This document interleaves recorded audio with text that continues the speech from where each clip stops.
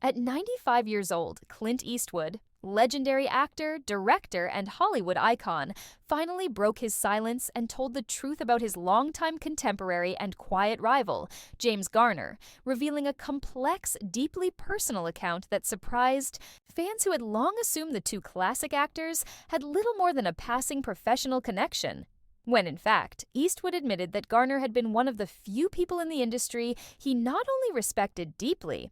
but also quietly envied for decades, not because of fame or accolades, but because of the ease with which Garner seemed to carry himself through the chaos of Hollywood, balancing charm, integrity, and a deep moral compass in an industry often built on ego and illusion. Eastwood, who became known for his tough guy roles in westerns and thrillers, and who built an empire behind the camera with Oscar-winning films, confessed in a rare and candid interview that James Garner was one of the only actors who never had to act tough to command respect, saying, "Jimmy didn't need to wear a scowl or carry a gun to make you believe he was the real deal. He just was." The two men first crossed paths in the 1950s during the golden age of TV westerns, when Eastwood was starring in Rawhide and Garner had already become a breakout star as Brett Maverick, and although they were rarely cast together and never developed a public friendship, Eastwood now admits he observed Garner's work with admiration, particularly his ability to blend humor, vulnerability, and strength into a single performance,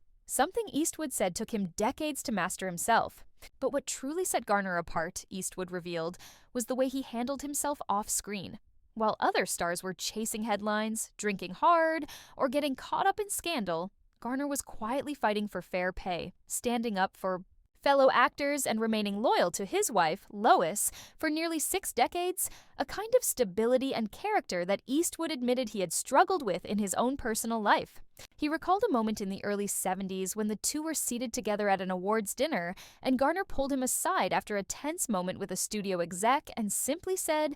"Don't let them convince you that your silence is a weakness. You've got a voice, Clint? Use it." And Eastwood said those words stuck with him, influencing how he later approached directing and negotiating with studios. Eastwood also shared that although they were both considered tough guys in different ways, Garner's real strength was emotional courage, his willingness to speak up when things weren't right, even if it cost him roles or made enemies in the industry, which Eastwood said was something he wished he had done more of in his early career. Perhaps the most emotional part of Eastwood's revelation was when he admitted that he regretted never telling Garner how much he respected him, especially in later years when they were both aging out of Hollywood's spotlight. And now, at 95, he wanted the world to know that James Garner was more than just a good actor. He was a great man, the kind of man who lived with quiet dignity and whose legacy should be remembered not just for the Rockford Files or his effortless screen presence, but for the way he carried himself when no cameras were rolling.